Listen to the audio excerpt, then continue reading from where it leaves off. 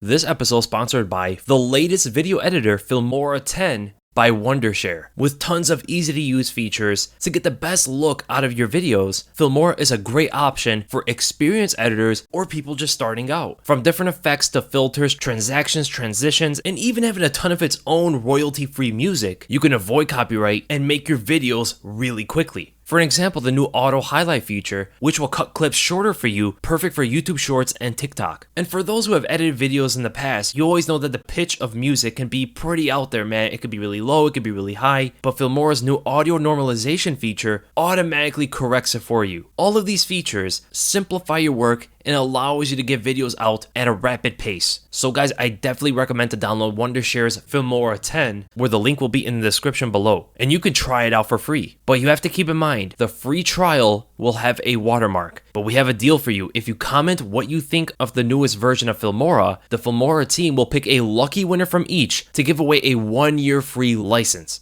Also, they have a 3-day #FilmoraFest activity going on. Just click the second link for a chance to win big prizes, such as the MacBook Pro 13, and the chance to learn from the professionals. Just go to the description box below where you can try Filmora today. What's up, everybody? Welcome back to the MMA Meeting. Let's Talk with TheWeasle podcast, where we talk all things MMA. This is going to be available on all platforms, Spotify, iTunes, all of that stuff. And if you want to catch any extra podcast episodes, just simply join the Patreon, or you can join as a member of the channel, where you can catch extra podcast episodes once or twice a week. I just had one up a couple days ago. There should be another one up in a few days from now. But let's get right into it, man. GSP is doing some work out there. He actually has revealed some of his payouts from the UFC, and with all the issues the UFC fighters are having today when it comes to the pay that they're getting, this is just making it look a lot worse, man. George St. Pierre said he started his UFC career not even making 5 figures a fight, and that includes one of his title fights against Matt Hughes, where he was getting paid $9,000 to show. But here's the thing, man. He said his peak pay, when he was at the peak of his run, he was not making $400,000 like the disclosed pay was showing. He said he was making millions upon millions of dollars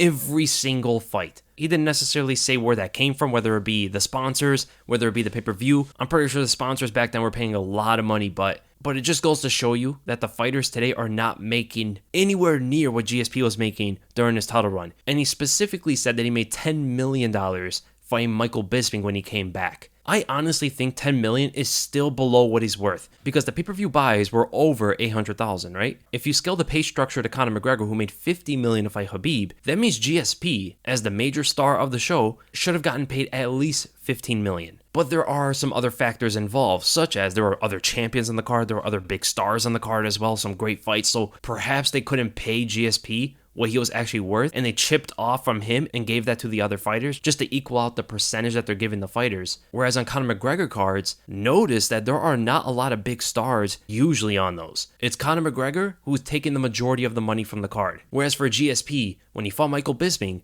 there were 3 champions on the card and other big names. So that was very interesting. And when you talk about GSP making millions of dollars, and then you look at John Jones, for an example, who isn't even making $10 million a fight. Heck, let's not even look at him. Charles Oliveira, who was fighting for a title, didn't even make $1 million.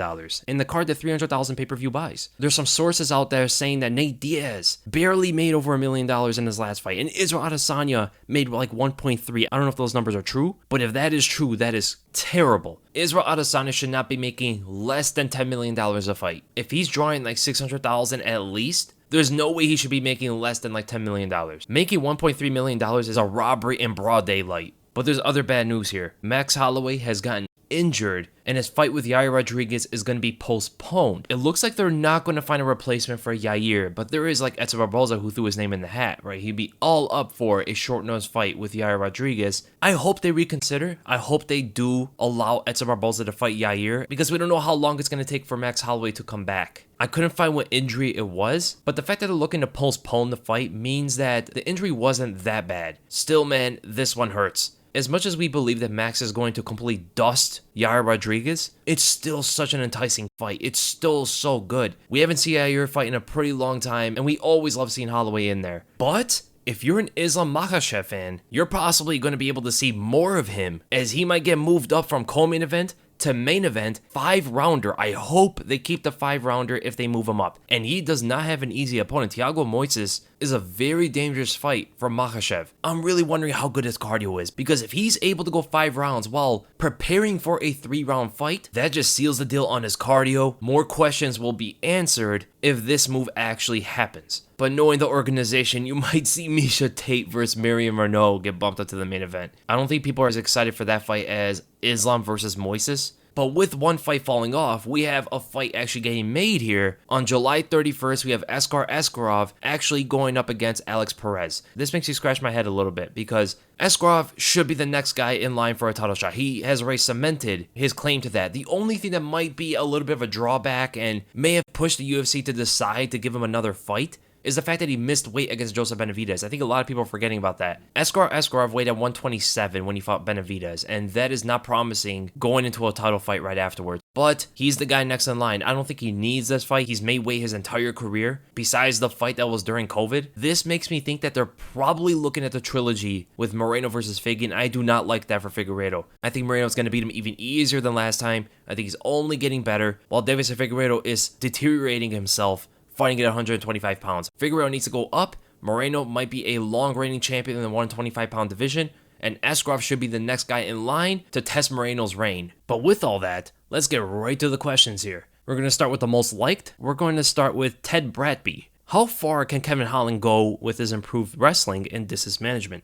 Obviously, he's going to go a lot farther, right? He has a long reach, he has power, but he's easily taken to the ground, and he throws his long body into the shorter opponent's range. If he can put everything together perfectly, if he can start wrestling opponents, and more importantly, stuffing their takedowns when they get in close on him, also developing the footwork to keep his distance on the opponent the entire time, he will be a top 5 fighter, potentially a title challenger. Will that help a lot against Israel Adesanya? Not necessarily, but for the other opponents, it will, 100%. Even against a guy like Robert Whittaker, I don't think he would beat Whittaker, but it would definitely give Whittaker a tough time of getting in. And then we go to Caleb Schmidt. What is the greatest weakness or exploitable habit of every current UFC champion? I will say for Francis Ngannou, he tends to pull back with the left hook every time you throw something at him. So throwing a jab or feinting up high at him to trigger that pull can set up many things for a heavyweight against him. This is something that Ciryl Gane is going to be able to do to him better than anybody else. Also, Stipe could do this as well. You just got to watch out for the left hook if you attack with further strikes, but going for a takedown after triggering that pull is one of the best things to do against him. Francis will bite on a lot of things you throw at him, but it just turns out that most heavyweights do not feint. They don't set up off a jab that well. And they always look for that one-shot knockout, even against Francis Ngannou. It doesn't matter who they're fighting. The most exploitable thing about Jan Blachowicz, mixing up takedowns off of your punches, right? A jab to a double leg takedown or a jab to a single leg takedown is going to be one of the best ways to attack Jan Blachowicz, because Jan is always looking to counter, or he gets into a defensive shell. The way he likes to defend is put up a high guard, sometimes lift his knee to check, and those are obvious holes for many different kind of takedowns. We haven't seen a lot of people try to take him to the ground in his recent fights, but when we go back and watch his fight with Alexander Gustafsson was taking him down at will. Now Israel Adesanya, very similar, to be honest. You have to mix up your wrestling, and you got to wrestle more than you strike. Do not sit from far range like everybody's been trying to do. You have to defensively get in his face,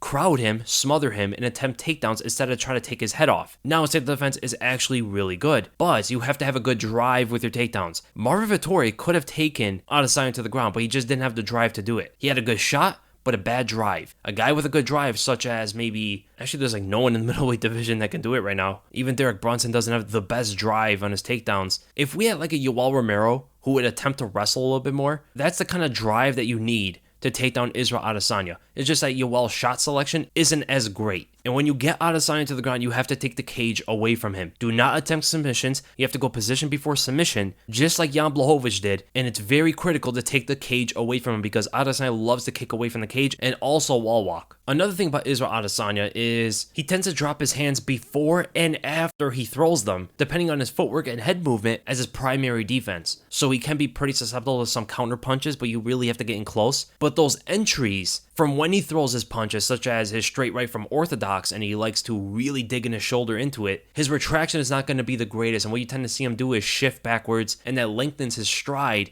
to the cage. That is very important. So maybe someone like Robert Whittaker can see an opening after Adesanya throws some of his hands, most specifically a cross when he's in orthodox, slip and pressure to throw a counter shot, but your long-term game plan is only to get him closer to the cage so you can shoot in for takedowns, as well as box him in a little bit more, where he tends to use even more head movement than before. The closer to the cage Adesanya is, the more vulnerable he is. This is what Anderson Silva actually showed more than most of Adesanya's opponents, ironically. So you cannot look at Adesanya and just think, oh, I'm going to counter his punches, oh, I'm going to counter his singular attacks. No, you have to counter his entire sequence. When you look at Adesanya, you got to look at him like a whole package of moves, not by individual strikes. A mistake a lot of opponents make against Adesanya when they have him close to the cage, when they have him where they want him, is that they're trying to headhunt. It took them so much work to get him in this position after multiple attacks missing. After trying to hit his head and he's just dodging, he finally backpedals to the cage. And now all they're looking to do is desperately land their gloves on him. This is why his opponents have to be patient with him. Again, not standing outside and just taking pictures of him like Yoel Romero did and Paulo Costa did. You gotta fight your fight.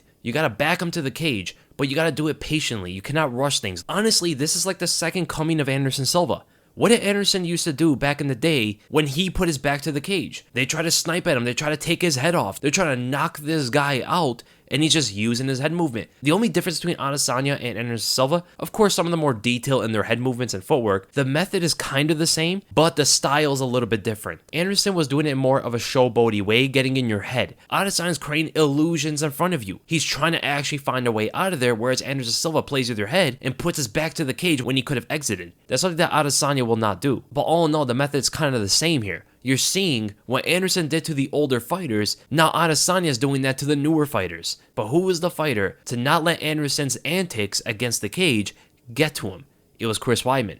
What did Chris Weidman do once he got Anderson to the cage and Anderson dropped his hands? He literally took one step forward, slowly, and put his head into Anderson's chest and clinched up with him. What a difference to how everybody else was trying to take Anderson's head off. Just simply walk forward and grab him. But this is just not something you see Adesanya's opponents do. When they have him close to the cage, they're trying to pick off his head when he's moving it rapidly. He does it to everybody. When he's close to the cage, the speed of his head movement and the usage of his footwork exponentiate, and his opponents do not take advantage of that. Yes, he can be hard to hit to the head, but you don't have to go to the head. And also, you don't have to react to everything he's doing. Like I said before, you gotta look at him like a whole package of moves, not individual strikes or movements. Let him move his head all around the place. All you gotta do is you gotta keep him boxed in. When he starts moving his head and then look for a intercepting shot, like what he did against Marvin Vettori when he went with a straight left, right uppercut to a right fade, you gotta look at all of that as one singular move. And you counter after that fadeaway because, again, he's gonna drop his hands. He's more exploitable to takedowns, to headshots, to body shots, and leg kicks. In the midst of every single strike, he's not as open as people think he is. Then we go to Kamaru Usman. So it's hard to say with Usman because he's a great wrestler, but I don't know how good his takedown defense is. I think his BJJ can be a bit suspect, and his hands are still pretty exploitable. He doesn't check kicks. So leg kicks, parry counters, right? If he throws that jab or the right cross, parry outside slip counter shots over the top are going to be very effective against Kamaru Usman. The only thing that can potentially get you is if he comes under it with the takedown, which he doesn't normally do. You're also going to need some dangerous Brazilian Jiu-Jitsu off your back, something you don't normally see for opponents when they go up against Usman. And then Charles Oliveira doesn't move his head that much, so a sniper who has good lateral movement, decent linear movement is not as important as his lateral because of how long he is and how much he attacks on straight lines, right? So when you move laterally, it's going to get you out of the way of some of Oliveira's most used attacks, catching him over the guard and all sort of stuff like that. And just a punishing volume game. If you get his back to the cage, punish him with volume and always anticipate the takedown because that's all he's going to have for you. As we saw with Michael Chandler, once he gets hurt, he's going to try to grab onto you. If you push him to the cage and he's in a mode of desperation, he's going to attempt to take you down. And that's all you're going to have to really worry about with his back to the cage. Then Alexander Volkanovski, he has one of the least weaknesses in my opinion out of all the champions, but he tends to be the most vulnerable when he's taking multiple steps backwards, right? When he's retreating a little bit more than stepping out, he tends to be more open to shots. And you saw this with Max Holloway as well as Chad Mendes. He's very defensively responsible though through most of the things that he does. When it comes to checking kicks, defending takedowns, covering his bases when he comes in. Sometimes he'll lunge in a little bit recklessly. It's not the most usual thing, but he does it in every single fight. You could potentially catch him with an uppercut like Max Holloway did. Simple back steps away from his jab and right cross, which is something he loves to attack with. He usually attacks in like 2s or 3s when he's moving forward. He likes 2-strike combinations or 3-strike combinations, and from there he likes to either exit or stick his flag into the ground and hold his position in front of you. With those attacks come long strides, and that's where you could potentially catch him as well. The opening to Alexander Volkanovski are in very small increments, and that is why the way Max Holloway was able to catch him was extremely impressive. And then Aljamain Sterling. So Aljamain Sterling, he's not physically the strongest in the clinch. You can kind of bully him in there, but he will attempt to take your back at any given opportunity or pull you to the ground or attempt his takedown of his own. He's very sloppy with his striking.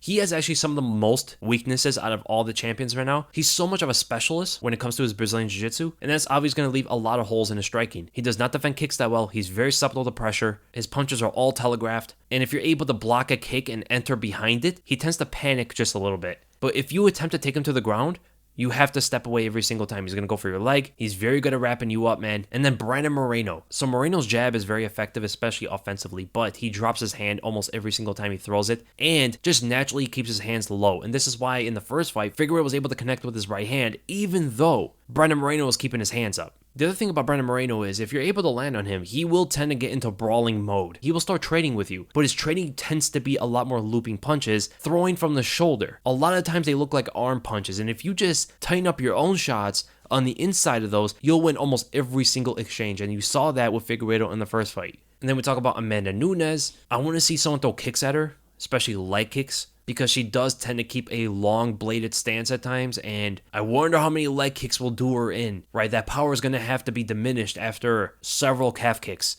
But fundamentally, she does make a lot of mistakes when it comes to her offense, right? When she throws the right hand, she throws it very heavy, and it carries her whole body forward, and she does not get her hand back in position. Open to counter shots all day. If you could just pull away or slip that big right hand, you should be good for initial counter punch before she attacks with her next shot. She throws a right hand, you slip and counter, you have to move away because the left is going to come out right afterward. So counter her in single shots, specifically off of her right hand. And then Valentina Shevchenko. Valentina likes to move away in straight lines a lot. She'll move off on tight angles backwards, but it's not a lot of lateral movement, so you can intercept her a lot easier than other fighters. And more importantly, you can trap her in a box, and that's what Amanda Nunes did in their second fight. But you're going to need some attributes in order to do that. Technically, Shevchenko does not make a lot of mistakes. Most of her holes can only be really exploited through an advantage in attributes. And then Rose Namajunas. This is something she's always had in her career, but she's getting better at it. If you crowd her and smother her and pressure her, she just falls off in the fight. Whether it be her gassing out, whether it be her making questionable brawling decisions,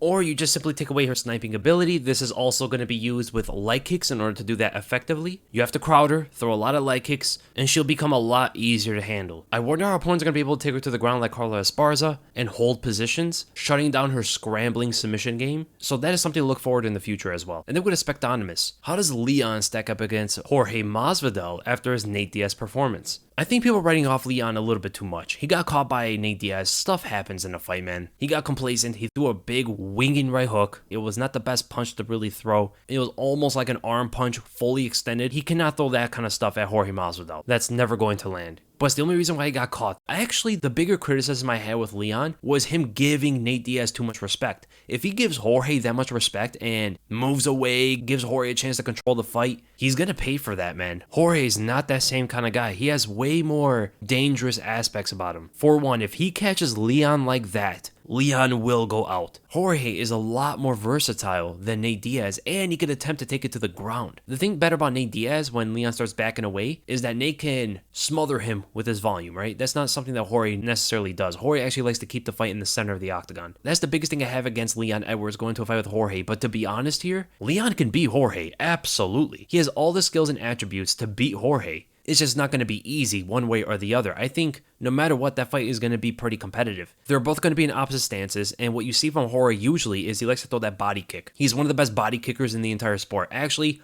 I would say his kick to the body might actually be his best attack. But Leon has that straight left hand. He sometimes has a good right hook depending how he wants to throw it. And if Jorge gets in close, Leon is going to look to clinch up with him.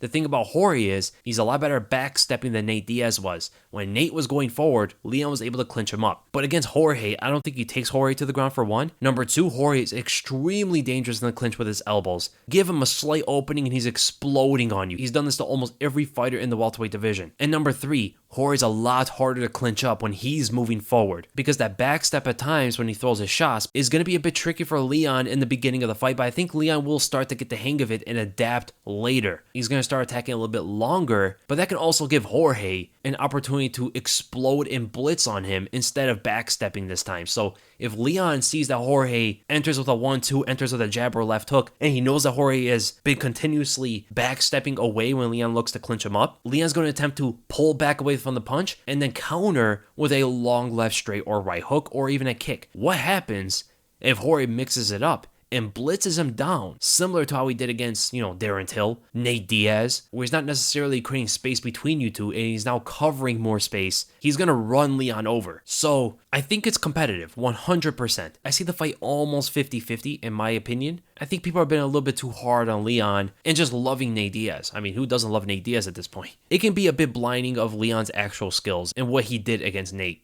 And then with a Dr. Wolfgang, are you salted because Figgy lost? And that's why you're not doing it. What really happened on the rematch between Moreno and Figgy? No, I just ran out of time. I'm doing a bunch of different stuff. I can still do it if you guys want. I just don't know how many of you are interested in this, or if you guys want me to continue working on like the nightmare matchups and the podcast and stuff like that, because that stuff takes a lot more time to get done, I've been working on the podcast and the nightmare matchups the past few days, and also the next Who Really Won video. But if you guys want me, I can make what really happened to Moreno and Figgy if you guys want. And then with a Parzival, how long do you see Moreno holding the 125 title? And how do you think he and Figgy would fit in the 135-pound landscape? Appreciate the videos. Thank you so much, man. So Moreno could potentially keep it for a very long time. The competitive fight he has is with Askarov, who he competed with before. It was a very close fight, but I think Moreno won, even though it was a draw. If he beats Askarov, there's guys like Bontarine, there's Brandon Royval, there's a bunch of fighters in the division that can give him a tough fight. But yeah, man, I honestly see with Moreno exponentially getting better between fights, he might get to a point where he looks unbeatable at 125.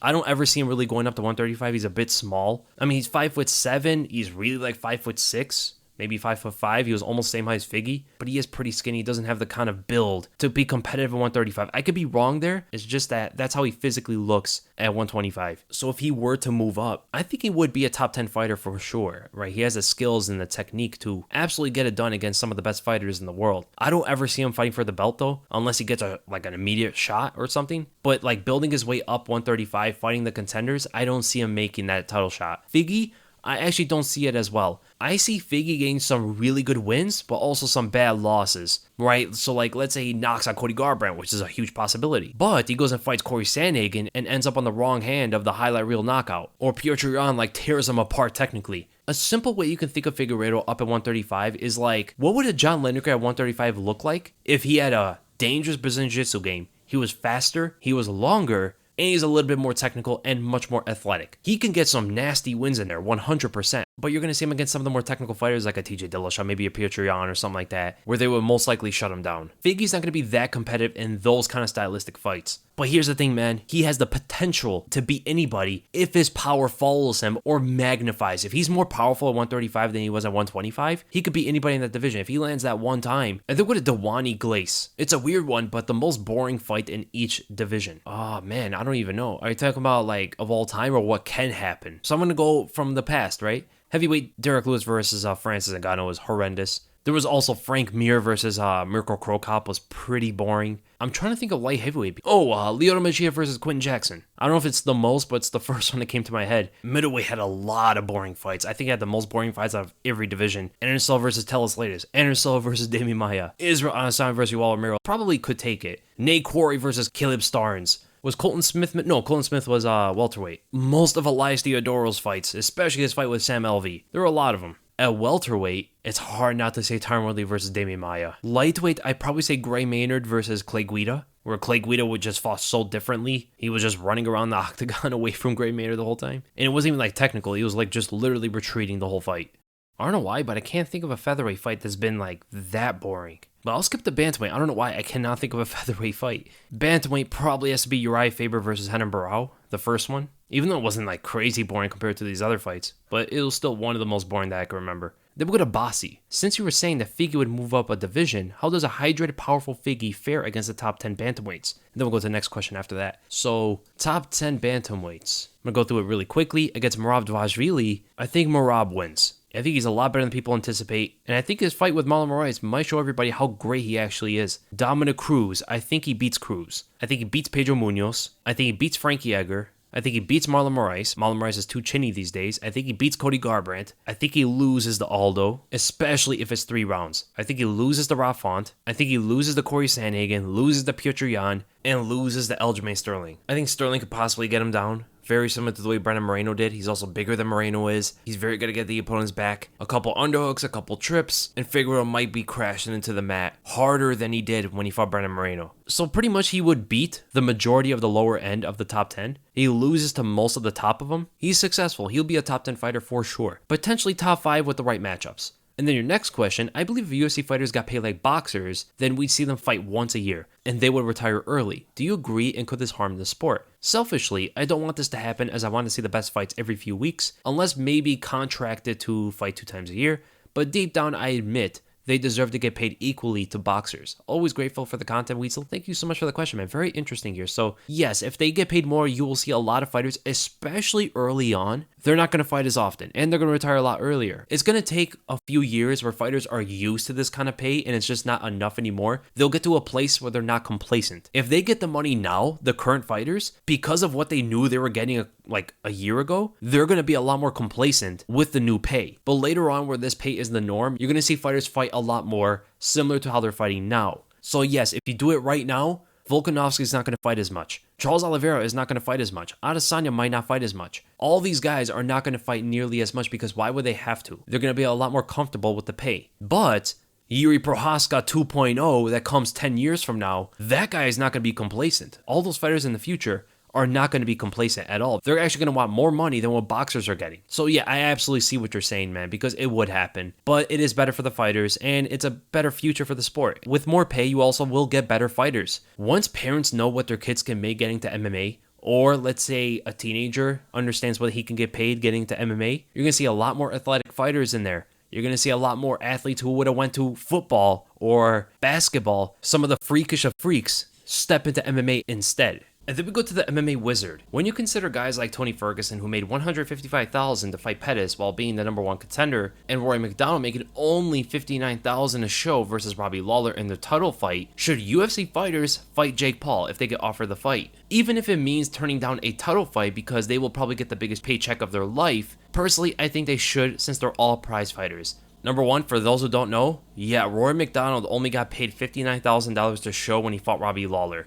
That was one of the contributing factors to him leaving the UFC. But yeah, fighters, especially the ones that aren't making a crazy amount of money, they should take a Jake Paul fight if the UFC allows them. Now, in a perfect world, if the UFC lets them go into boxing and fight Jake Paul once, these fighters should absolutely take it. Why not? What's the drawback of fighting Jake Paul? Especially for fighters who would beat him. It's essentially like a sparring session that they're getting paid millions of dollars for. And even for the fighters that would potentially lose, like a Ben Askren, maybe Tyron Woodley, it still makes a lot of sense to do. Most of the fighters are in the sport to make money. Yes, they love martial arts, and that's just who they are. That's their lifestyle. But like GSP said, in order to continue this lifestyle, you got to make money out of it. You have to compete. When you compete, you want to make the most money possible. Jake Paul is one of the biggest money fights in combat sports, and he's giving a lot of MMA fighters opportunities here because he's not going to go up against a boxer. Of course not. He's going to go up against MMA fighters because he has a better chance, and most MMA fighters are more known than most boxers. Think about it for yourself. Would you fight Jake Paul for $1 million? Even if you're going to get some backlash from certain hardcore fans. Of course you would. Everybody would. And we don't even go through what professional fighters go through. Going through training camp, getting injured, getting your face busted up, cosmetic damage, cuts, and all that sort of stuff. And getting paid what you're getting in MMA. Tony Ferguson, $155,000 to fight Pettis. Tony Ferguson at that point should not be getting paid less than $1 million if it's a fair world. So of course guys like Tyron Woodley and Ben Askren and other UFC fighters would be up to fight Jake Paul. 100%. If they were getting paid fairly, what they should be getting paid in the UFC, they would never fight Jake Paul. They would never even think about fighting the guy. Why do you think Canelo doesn't care to fight Jake Paul? Because he's making tens of millions of dollars a fight. Why would he have to do that? You got UFC fighters who aren't even making $500,000 when they should be making more than that. They're the guys that are getting treated unfairly and have to take that sort of fight in order to get the pay that they're looking for. The pay that they're looking for isn't in the sport that they do. And that's the saddest part of this. And then go to the done. When will my dad come back with the milk? By any chance, is your name Noah? Because I think your father's some like famous millionaire fighter's manager or something like that. No, I'm just kidding. That was too easy. Then with the Laylo J. As MMA continues to evolve, do you think the specialist fighter will be a thing of the past? Or will there always be room for fighters like Adesanya, Ryan Hall, Demian Maia, etc.? There'll always be room for them. But there will come a time, I don't know when, I don't know how much MMA is going to have to evolve, but there will come a time where being a specialist is not enough because jack of all trades, guys who are well-rounded, their striking is going to be as good as Adesanya's. Their jiu-jitsu is going to be as good as Ryan Hall and Demian Maia's, as well as having other skills. So if there is going to be a specialist in the future, that specialist is going to be absolutely insane, right? Just like MMA evolves, other combat sports are going to evolve. Boxing is going to evolve, kickboxing, Brazilian jiu-jitsu, all that stuff. So I think, yes, specialists will always be a thing in MMA. And then we'll go to XX Deluxe Power. Have you ever considered collaboration with MMA channels? Martial Mind, MMA On Point, to name a few. Keep up the great work. Thank you so much, man. Yeah, actually, I would love to. I actually really like Martial Mind. He's a cool guy. I've communicated with him in the past. I'd definitely be up for something with Martial Mind, MMA On Point. I have some ideas to collab with other channels, maybe doing a bit of a fight companion thing. I could do it with other MMA channels if they want to join me. We could do it live. We can read your guys' questions during it, read your guys' comments, and just have a good time with it. I think with a Versace can opener. I saw someone comment on Izzy's backward movement and his risky defense by the cage, saying that he backs himself up to the cage to avoid being shot on from the middle where he's less likely to get up from. Is this BS or does it have some merit? Potentially, because he's a lot better against the cage getting up from the bottom than he is at the center. But once he fights that guy that could take the cage away from him, alright, Vettori actually attempted it one time where he actually passed over to the other side where the cage is. More experienced grapplers are going to do something like that instead. So the cage is actually not going to help him defend takedowns better. In a sense, it usually helps the wrestler a lot more, especially these days, to get it to the ground. The only thing what Izzy's doing back up to the cage is, I guess he feels comfortable of prying off the hands and using the cage as a crutch, but more importantly, he's using it to stand back up. If Hamza Chimaev actually proves to be an amazing wrestler and grappler to the point where guys like Adesanya cannot stop his takedowns, and Adesanya moves his back to the cage, he's gonna lose because of that. If he comes up against a guy who fights like Khabib and you put your back to the cage, you've only dug your own grave. It's just they're not wrestlers in this division right now that can take advantage of that yet. There's not a lot of wrestlers in this division. It's a division perfect for Adesanya's style. So theoretically, no, it's not great that he does that, and he might actually be doing that for that reason. It's a possibility that Adesanya does this on purpose, but I don't think he's actually putting his back to the cage. I think he's actually getting pressured to the cage, knowing that he's a long counter striker, so he's naturally going to move back. And he actually puts his back to the cage to use that rapid head movement, but the takedowns come instead. He might feel comfortable there. He might willingly defend takedowns against the cage, but I don't think he's purposely putting his back to the cage. And then what is Ziad likes cookies. Since losing decisively to Adesanya, how do you think Vettori does against top contenders? Whittaker, Costa, Cannonier, Brunson, Till, etc. I think Vettori is like a solid middleweight. I don't think he's extraordinary. I don't think he's like gifted. He potentially can be top 3 for the fact that he's more well-rounded than most of the fighters in this division. And he's very strong and tough, good chin, good cardio, all that stuff. But there's going to come a time in the near future where he's going to be weeded out before everybody else. For the simple fact that he's just kind of like a jack of all trades. The only time you see jack of all trades at the top of divisions is when the division is full of either specialists or the division is kind of lacking in uprising prospects, which is actually what's happening right now in the middleweight division. It's kind of getting weeded out from Adesanya becoming the champion and Whittaker doing the champion's work as well. Do I think he beats Whittaker? No. Vettori loses to Whittaker. Does he beat Costa? Potentially. I don't know how great Costa's takedown defense is, but Costa is a far better striker than Vettori is. He's more powerful. He's actually better technically. He's way better at cutting off the cage. He's way better with his movements. And Costa actually has good cardio for his style. Does he beat Cannonier? Yes, he can beat Cannonier, especially with the wrestling. He does not want to deal with Cannonier on the feet, though, at all. Does he beat Brunson? I actually think a fight with him and Brunson would be competitive, but it will mostly be a striking match. Or Brunson takes down Vettori. I do not see Vettori taking down Brunson. Brunson's takedown defense is actually insane. But Brunson has that long left hand. He's very powerful. He's a lot more experienced. So I actually favor Brunson against Vettori. And then against Darren Till, no, he does not beat Darren Till at all. No way. I think Whittaker is the number 2 middleweight, and I think Till is the number 3, regardless of what the rankings say. And then your next question, assuming Blachowicz gets past Glover Teixeira, how do you think a matchup against Prochazka goes? Personally, I think Jan can get it done, but Jiri poses an interesting style to go up against. And that's pretty much the main thing. I mean, that power, that weird style. He's kind of athletic. He's long, but Jan is going to take him to the ground. Jiri has not gone up against a wrestler or a guy who attempts takedowns in the UFC, but look at his fights before the UFC. He got taken down pretty easily in fights. That's the thing that worries me about him if his takedown defense hasn't gotten better. Jan will take him to the ground and dominate him, in my opinion. I think Prochazka will get a little bit frustrated with the tight defense of Blachowicz. I think with a marvel. Edson Barboza is a serious contender at 145 now. Yeah, he is, man, and it's great to see. Who do you think he should fight next? And do you see him becoming the champion within the next 1 to 2 years? I personally think he should fight Kattar. Even though I love Barboza at 145, and I never thought I'd ever say that, but I don't think he becomes the champion. Number one, time is not on his side. He's been fighting for a long time, and at 155, he's taking a lot of time away from himself, fighting in a division that I guess he didn't really belong in, or should I say he wasn't optimal at. And number two, some of those guys up there are going to be a little bit too hard for him. Max Holloway and Volkanovski are going to be very tough tasks for him, especially Max.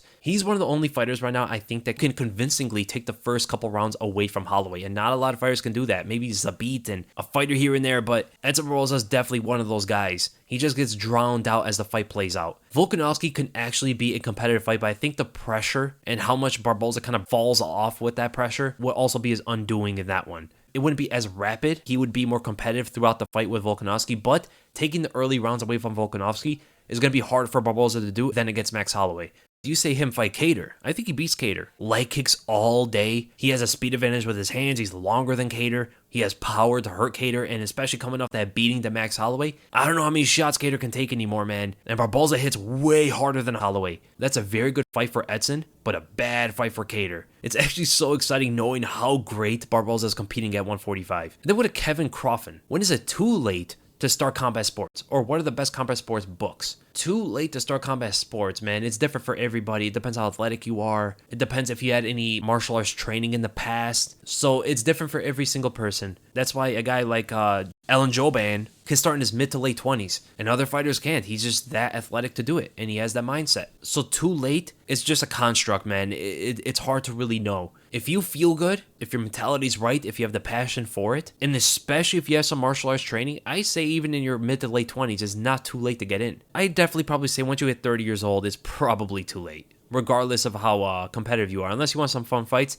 you're probably not going to get that far. I think with an okay dude. Top 5 strikers and grapplers in the UFC, and in what order? Is Oliveira the hardest matchup for Khabib? So Adesanya, Wonderboy, Conor McGregor. I want to say Fiziev, but it's hard to really know right now, man. I really want to name him as one of the top 5. Piotr Yan, I'd probably say. And Robert Whittaker. Top 5 grapplers: Charles Oliveira, Damian Maia, Kron Gracie, Ryan Hall, and Gilbert Burns. Now, when you say grapplers, are you also counting wrestling? Because sometimes people separate the two. If you're talking about all of it, I mean, you have to put Islam Makhachev in there. And then, is Oliveira the hardest matchup for Khabib at 155? I don't know, man. It's hard to say. Oliveira poses the most interesting problem for Khabib currently in the UFC, and that is how dangerous he is off his back. He's very dangerous on his feet. He has the reach advantage. He's very composed under fire. He's not scared of Khabib's takedowns, and that's one of the few guys that can say that. So he could be, absolutely. But if Khabib proves that it doesn't matter how good you are off your back, he's just going to smash you. If Oliveira's BJJ gets smashed, then he would be one of the easiest fights for Khabib.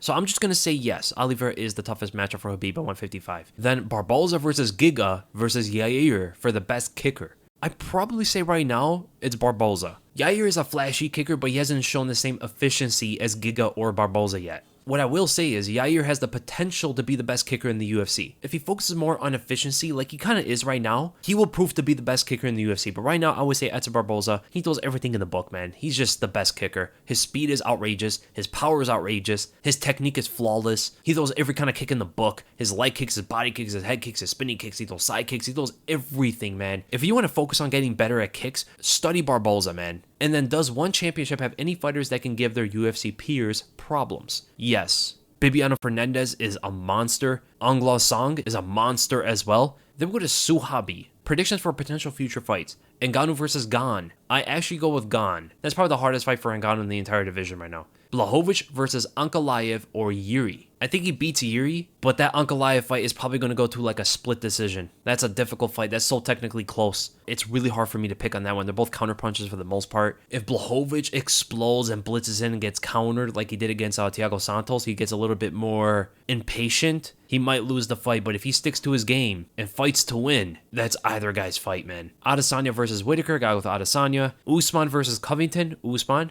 Usman versus Amazov, Usman. Usman versus Hamza Shemaev, Usman. Then Oliveira versus Makhachev. This is the future fight that everybody's waiting for. This is the brewing fight that the fans are just salivating at. Oh man, that's a tough one. I'll go with Oliveira, but man, that's a tough one. Volkanovski versus Evloev or Holloway. I think he beats Evloev. Evloev is a bit shaky on the feet, and Volk has really good takedown defense. Volkanovski versus Holloway, I'm going to side with Holloway. Petr Yan versus Dvalishvili, I'm going to go with Petr Yan, but those early rounds are going to be dicey. Petr Yan versus Umar Nurmagomedov, I'm going to go with Petr Yan. I think he's the best fighter in that division. Moreno versus Askarov, I'm going to go with Moreno, but that's a very close fight. I think with Mohamed Abusura, what can Whittaker do to win the rematch with Adesanya? There are a few things here. Number one, he cannot headhunt like he did in the first fight. He needs to set up the pace before blitzing in with full power. So patience, sitting on the outside a little bit, gauging the fight, and he's going to have to use a lot of jabs, a lot of low kicks, a lot of feints, and wrestle when the opportunity presents itself. When you look back at that first fight, Whittaker's jab was getting very close to Adesanya, and that is a very good thing. The jab doesn't necessarily have to land on Izzy because it's only used to set up. If you're getting that close, you could potentially land with other attacks. Adesanya is very hard to hit in the center of the octagon, so far out of all of Adesanya's opponents, Whittaker was actually one of the most successful fighters to back Adesanya to the cage, from his leg kicks to his jabs to his feints to his blitz, and that is where he ultimately needs Adesanya to stay on the cage. It's just nobody is really able to keep him there successfully, and I really wonder if Whittaker's takedowns would be the game changer in the rematch. I wonder how strong his takedowns actually are against a guy like Adesanya who has good takedown defense. But Whittaker is not a kind of fighter who likes to keep the pressure. He engages and disengages every single exchange. But if he wants the most success, where he can use his wrestling and trap Adesanya and make him easier to hit, he needs to keep Adesanya on the cage. It was very easy for him to back him up, but he just didn't keep that position. Also, with the jab, there comes those leg kicks. And when I say leg kicks, I mean the side kick to the knee. The side kick to the knee was extremely effective throughout that first round. The only time Whittaker almost got caught for it was when Izzy backstepped, shifted away, in an attempt to counter him with a left high kick. After that sequence, you saw Whittaker stop going to the side kick to the knee. The jab is going to be used to mask in the side kick to the knee, as well as other leg kicks as well. Because Adesanya loves to move off on angles, depending which angle he moves out on, Whittaker is going to have the option to slam in a right leg kick or a lead leg kick, keeping his bladed stance, in case for an exit or a continued blitz. Head threats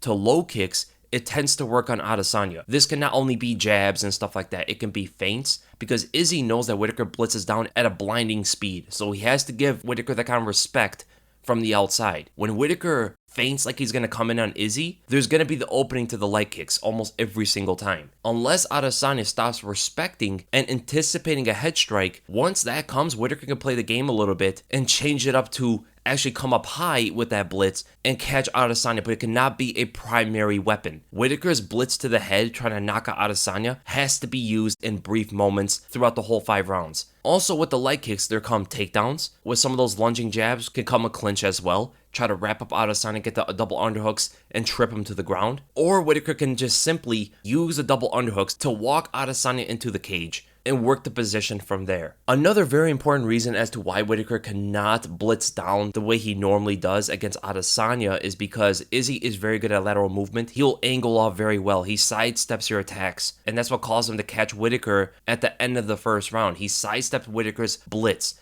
When Whittaker blitzes down, he moves in a straight line almost only. The only time he changes directions is when he stutter steps. And that's what Whittaker's going to have to do, because in that first fight, he did not stutter step at all, even though his stutter steps are some of the best in the game. He stutter steps with his feints, with his jabs, and that's something he's going to have to use in this fight. It sets up low kicks if Izzy wants to take off that angle, and it allows him to shoot an under for a takedown. Because what happens when Adesanya angles off on you and looks to counter? Go back and watch the ending sequence of the first round where he dropped Whittaker with the uppercut, and also look at the finishing sequence of the second round. When he takes an angle on Whittaker's blitz, he naturally squares a stance perpendicular to Whittaker. If Whittaker is able to change directions because of a stutter step or feint and get Adesanya to sidestep like that, the parallel stance is a natural opening for a takedown. When he angles off like that, Israel is pretty much giving his hips to Whittaker. So simply, if Whittaker lunges in with a jab, stutter steps right afterward, sees Adesanya angle off, Whittaker can now shift, which is actually his wrestling stance. Usually when you wrestle, your dominant hand is forward, right?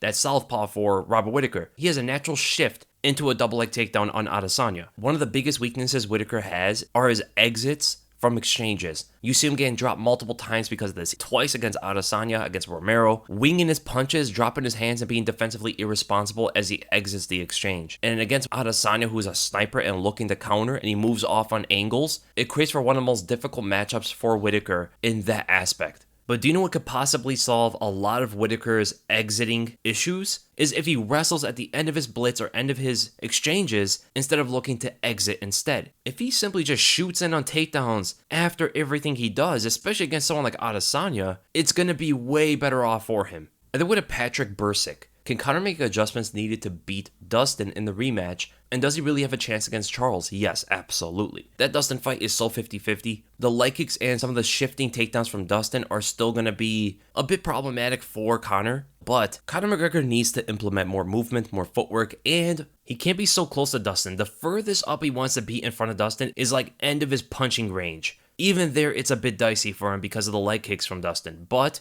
the issue as to why Conor is forced to actually get in closer on Dustin, when we look at the rematch specifically, was that Dustin was pulling away from a lot of Conor's punches, specifically that left hand. When Dustin is constantly pulling away from Conor, he's naturally getting Conor closer, right? Conor has to get in closer in order to land his punches. So stop boxing. Stop throwing punches as a primary way of attacking Dustin Poirier. He has to kick more. If Conor comes back to his kicks like in the first fight, he doesn't have to be that close to Dustin Poirier. Dustin has all the advantages the closer the range is. Not only because he has a shorter reach, but he has the wrestling threat, he has the leg kicks, he's better at brawling, and his counter shots are very much underrated. When you keep a long distance between you and Dustin, what does he do? When you're looking to counter instead of initiate every single exchange, like Conor was doing in the rematch, which is something he doesn't need to do. He needs to counter more than actually initiate exchanges. He needs to react more than he acts. Dustin Poirier goes for that shifting combination, and that's one of the biggest openings he can give Conor McGregor. Dustin is not great at long range. He's very vulnerable in his attacks,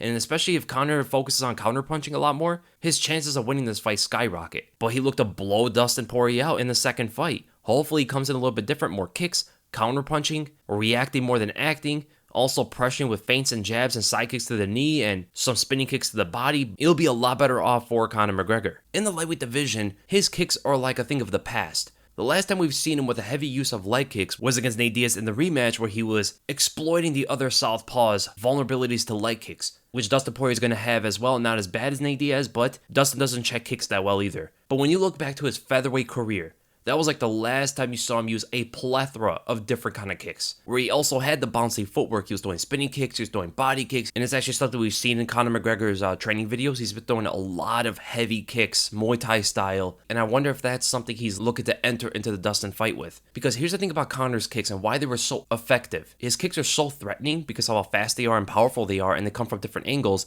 It gets his opponent on the center line for his left hand. It's kind of like there's landmines on the left and right side of the opponent. They have to stay in the center, and from there, they're getting sniped at. But Dustin is a southpaw fighter as well, so the left hand is not going to be as easy for Conor than against some of his orthodox opponents. He's going to use the jab a lot more, and he's going to have to use that leg kick and some of his spinning kicks to the head and to the body. Dustin is shown to pull back from that left hand and counter with his own right hook. Right, the right hook of Dustin Poirier was a lot more effective than Conor's left hand because, of course, they are in the same stance. So the right jab and the right uppercut from Conor are going to be big weapons for him, but he's going to have to be more kick heavy than ever before. And I cannot emphasize that enough here. The movements and footwork are going to get himself away from some of Dustin's leg kicks. It's still going to be a problem for him, as well as some of the shifting takedowns from Dustin. But as we saw in the rematch, Dustin could not hold Conor to the ground that well. Potentially, as the rounds go on, the longer the fight goes, Dustin's takedowns are going to be more rewarding for him. But early in the fight, the takedowns are only going to be used as a way to counter some of Conor's attacks, get Conor to respect the takedowns so they become more effective later in the fight.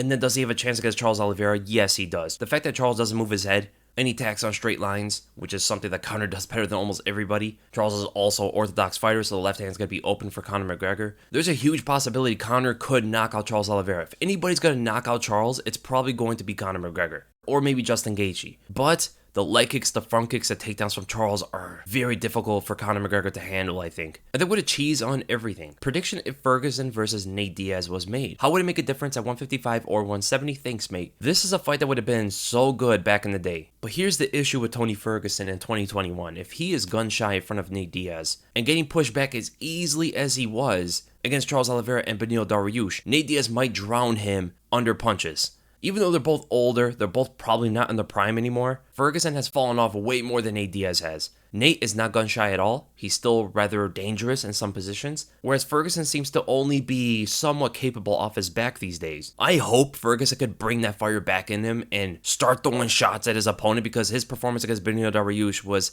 extremely disappointing, especially when you start thinking about his future fights with Nate or Nick or Robbie Lawler or any older guy in the UFC. If he brings it back, if he is a threat on the feet and he starts being unorthodox and picking up the volume again, a fight with Nate Diaz would actually be extremely exciting. I think it's something the fans will love to watch, as Ferguson's days as a title challenger are over. Fun fights, legend fights, that's what's up for Ferguson, I think, now. I honestly think a fight with Nate Diaz would be one of the better moves to go to. Does it make a difference at 155 or 170? I don't think the fight would be a 155. I think it would be a 170. For one, Ferguson should probably stop cutting that weight, and Nate seems to be a lot bigger these days. I think it will be difficult for Nate to go down 155, and that kind of work to get there is not going to be worth it, as Nate can get his big money fights at 170, even fighting 155ers. So a difference? I don't know, because Ferguson, when we saw him at 170, he actually had legit knockout power. He was not a small 170er either. I think he would be a little bit bigger than Nate Diaz when it comes to full size. He's like, what, an inch or 2 inches shorter? He has a longer reach than Nate by like half an inch. But he would probably outweigh Nate by like 10 pounds. If both guys compete